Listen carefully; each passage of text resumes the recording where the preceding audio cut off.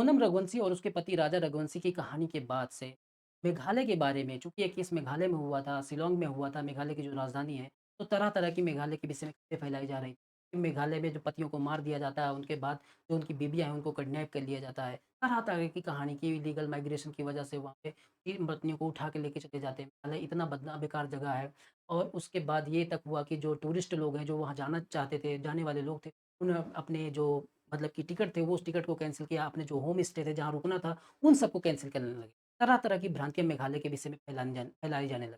North east से जिस तरह की कनेक्टिविटी हमारी बन रही थी, उस कनेक्टिविटी का इस तरीके से दुष्प्रचार हुआ कि लोग फिर नॉर्थ ईस्ट की तरफ जाना रोकने लगे थे। तो इंदौर के कुछ लोग थे, जब जब ये किस केस का खुलासा हुआ और ये समझ में आया कि इसमें मेघालय का तो कोई दोष ही नहीं है।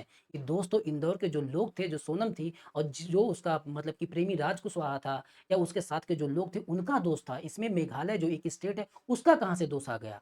अगर पहलगाम में घटना हो गई, तो इसमें कश्मीर के लोग या कश्मीरी पूरी कैसे दोषी हो गए? तो इस तरीके की चीज़ें आने लगी, तो इंदौर के लोग, क्योंकि इंदौर अपनी स्वच्छता के लिए, अपने विकास के लिए सबसे ज़्यादा दुनिया में जाना जाता है। भारत में अगर स्वच्छता के मामले में देखो तो इंदौर है। तो इंदौर के कुछ लोग आगे आए, उन्होंने ये कहा कि यार इस तरीके से किसी स्टेट भी खराब करना या कुछ उसको नुकसान पहुँचाना तो हमारा उद्देश्य नहीं था। इंदौर के लोग तो ऐसे नहीं हैं।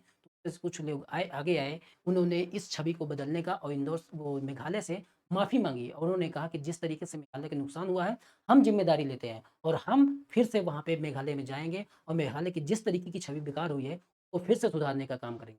तो इसी में है एक शिवाकांत वाजपेयी, एक मतलब कि सोशल वर्कर हैं, इन्होंने ये लिखा अपने मतलब पोस्ट पे, इन्होंने लिखा शिलांग हम शर्मिंदा हैं। अब बैनर लेके मेघालय शिलांग के टूरिस्ट ऑपरेटर और जनता से माफ़ी माँगने कौन-कौन चलेगा? इन्होंने ये लिखा कि मैं ये बैनर लेके और शिलांग से और जो मतलब मेघालय है, उससे माफ़ी माँगने कौन-कौन चलेगा? मैं शीघ्र ही जा रहा हूँ। मैसेज में अपनी सहमति और नंबर प्रदान करें। इतना ज़्यादा मतलब कि मेघालय की बदनामी हो चुकी थी कि उन्होंने ये कहा कि इंदौरी लोग या इंदौर के जो लोग होते हैं, नहीं होते। तो हमको उसकी जो छवि हमारी वजह से खराब हुई है, उसको सुधारने की ज़िम्मेदारी भी हमारी है। मेघालय इतनी अच्छी जगह है, वहाँ पे इतने अच्छे हिल स्टेशन है, मतलब कि पहाड़ियों वाली जगह है, इतने अच्छे मतलब कि पूरा का पूरा वातावरण है।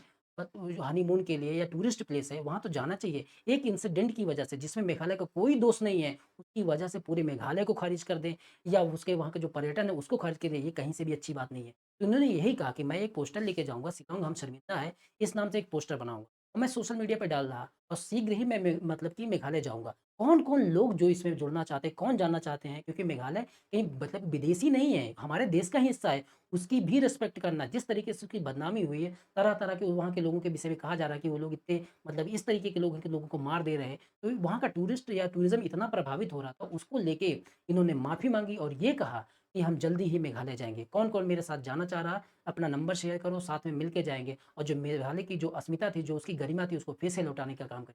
तो एक भारतीय जो सच्चा भारतीय होता है, उसके मन के जो विचार होते हैं, वो इसी तरीके के होते हैं कि वो घटना पे फ़ोकस ना करके ना, उसके पीछे की सारी चीज़ों पे फ़ोकस करता है। एक घटना हुई, तो घटना के लिए क्या-क्या फैक्टर ज़िम्मेदार हैं, उसमें कौन फैक्टर ज़िम्मेदार नहीं है, दोनों को अलग करके बाँट के देखना है। कोई घटना अगर कहीं हो जाती है, उसके लिए पूरा समाज ज़िम्मेदार नहीं हो जाता है या पूरा एरिया ज़िम्मेदार नहीं हो जाता है। ये सारी चीज़ें देखनी होती है। अगर ज़िम्मेदार तो किस हद तक ज़िम्मेदार है, नहीं है तो ज़िम्मेदार किस हद तक नहीं है। कश्मीर में घटना हुई या कहीं भी घटना हो जाती है, यूपी में हो जाती है अगर इस तरह की घटना, तो पूरा यूपी बदनाम हो जाता है क्या?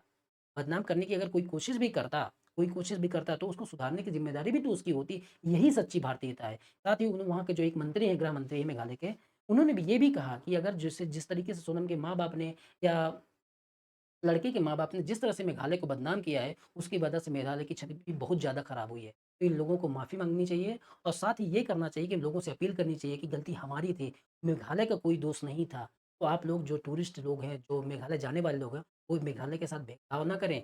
मेघालय की कोई मतलब कि उसकी कोई भी गलती नहीं है। लोग जाएँ, मेघालय वैसा था, वैसा ही है और वैसा ही रहेगा। वो भारत का अखंड पार्ट था और भारत से जिस तरीके से कनेक्टिविटी बन रही थी, गवर्नमेंट है जिस तरह से कनेक्टिविटी वहाँ की बना रही है, टूरिज़्म को बढ़ावा दे रही थी, उसको जारी रखना है। तो हम इस वीडियो में हमने यही जाना कि मेघालय के कहीं और पार्ट नहीं है, नहीं है, वो हमारा ही पार्ट है, उसके साथ हमको अच्छा ही बिहेवियर करना है, वो इस घटना के वही अकेले पूरी तरीके से ज़िम्मेदार नहीं है। ठीक है? धन्यवाद।